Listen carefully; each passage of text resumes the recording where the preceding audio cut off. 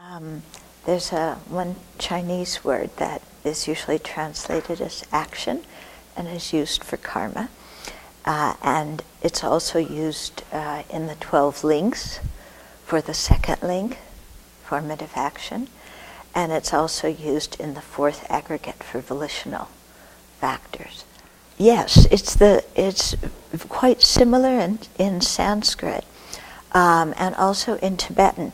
The word for karma is just usually alone, meaning action, and that's where you have virtuous actions, non-virtuous actions, neutral actions, those kind of things. Then that's just the word karma. Okay. Then the second link in Sanskrit is sankhara karma. Okay, and the Tibetan is duchekile, which means formative actions. So it's actually sankhara is Jeffrey talked about it in the past weeks. He translates it as compounded. I don't like compounded because it makes me think of chemistry class. And compound to me means you build up, but it actually means conditioned. In other words, something that is caused, that is conditioned by previous things. So I prefer to call it conditioned things. So we could call it conditioned action. In English, that doesn't translate so well. Formative action, in the sense of it forming your next rebirth, seems better.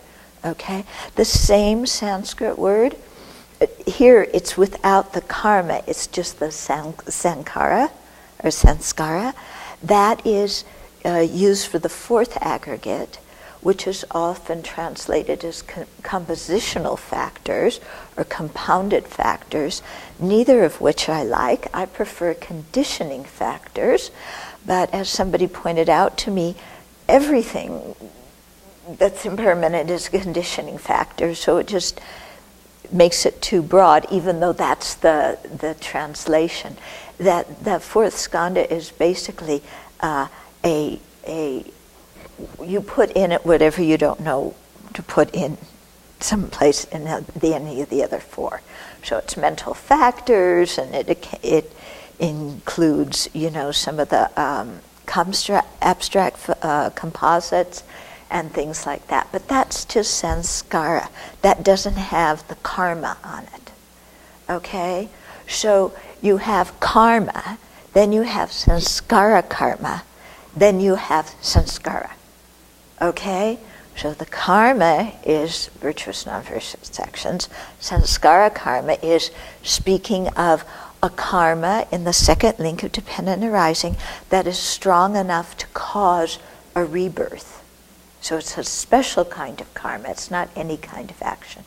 And then you have sanskara, which I ended up translating as volitional factors, even though not all of them are volitional. But most of them are, so you kind of generalize, okay, which is the fourth aggregate. Okay, is that making some sense and eliminating some confusion? Okay, so, clearly the mental factors in the fourth aggregate, those volitional factors or conditioning factors, are things that motivate the intention to do an action. Okay, so they condition that action, that intention. Yeah, and then the certain kinds of actions become the actions or karmas that will produce rebirths. Other ones aren't strong enough to produce a rebirth, but they'll produce other kinds of aspects of a rebirth. Okay, like where you're born, or if you're healthy, if you're sick, what you look like, those kinds of things. So the formative action is the one that actually influences what realm you're born into. If you're a human or a god or an animal or whatever.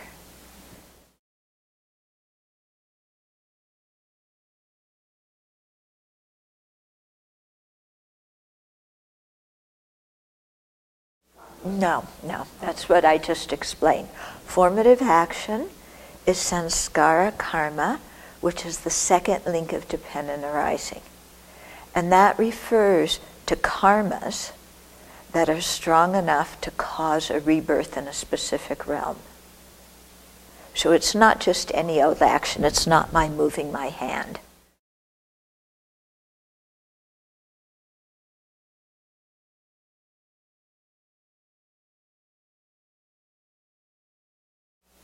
Oh, you mean karmas? Karma in general? Yeah, karmic seeds are included in the sanskara aggregate. Yeah, and the volition. That's what I mean. Translating it as volitional factors isn't very good because karmic seeds aren't volitional factors, but conditioning factors is very broad. Compounded factors doesn't sound so good.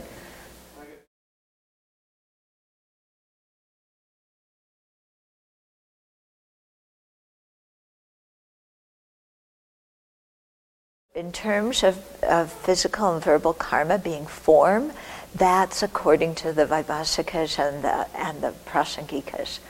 But that just means that it's the actual movement of your body, or like when you take precepts, they say that the first moment is a form because it's the form of your body kneeling.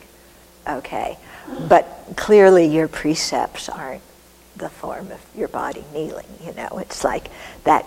Then they talk. That's why they talk of like an imperceptible form that you get as well from taking precepts. But that gets into kind of Abhidharma philosophy, which I'm not sure we need to do right now. You may think, oh, it's just a bunch of Sanskrit terms, a bunch of terminology. What difference does it make to me? Okay, well, it makes a lot of difference because you have a lot of mental factors that are in the fourth aggregate going through your mind every day. And these mental factors are the ones that, even feeling, the ability to feel, to discriminate and discern different things, to contact objects, to concentrate, all these are mental factors which go in that fourth aggregate. So don't think this is just some kind of intellectual category. This is your mind, which has all sorts of different mental factors. And hopefully on this retreat you're getting to see some of them, And some of them you like, and some of them you don't like. And some of them are just there, and it depends on how you use them, whether they become virtue or non-virtue or neutral. Okay? And similarly, talking about karma, aggregates, or karma, action, we're acting all day long, aren't we?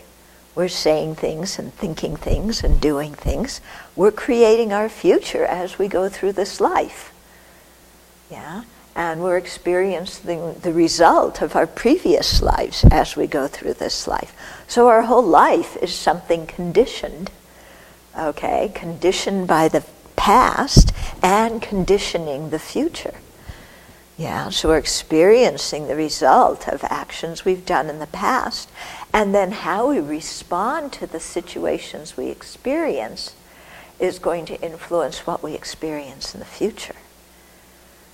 Okay, and so in that process, a lot of how we respond becomes the formative actions, that sanskara karma, that's the second link.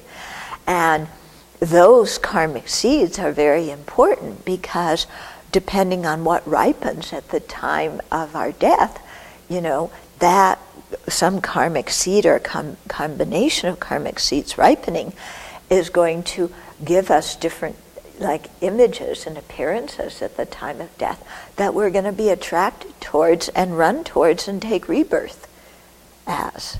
Yeah, so this is all describing our experience, yeah?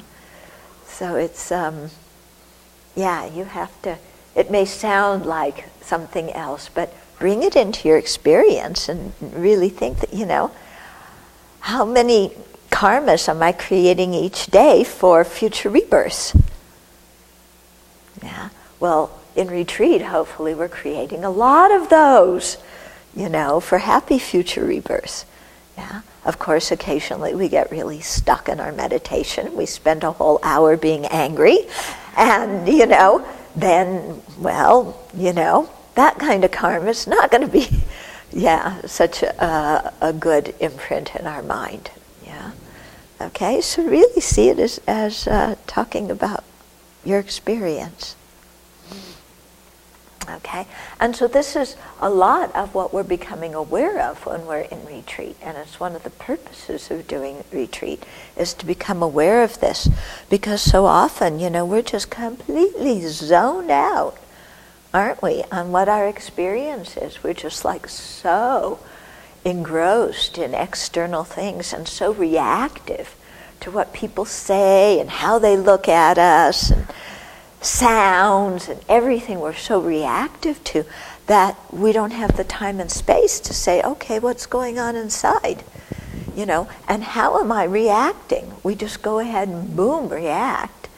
And, the retreat's giving us time and space to say, well, how am I reacting?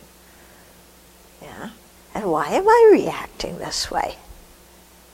It's like, oh, somebody said X, Y, and Z, so I said A, B, and C. Whenever there's a situation of X, Y, and Z, I always do A, B, and C.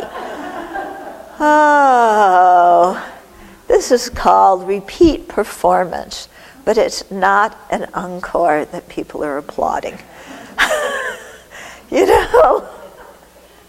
So, okay, let's see how I can change it. Let's, first of all, get it in through my mind, as my mother used to say, get it through your thick skull, that, every time X, Y, and Z happens, I don't have to do A, B, and C.